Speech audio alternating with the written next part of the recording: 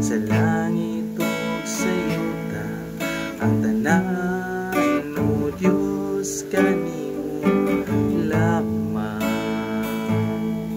Ikaw puno sa gugma nga walay katapusan, o Diyos awiton ko ang gugma mo.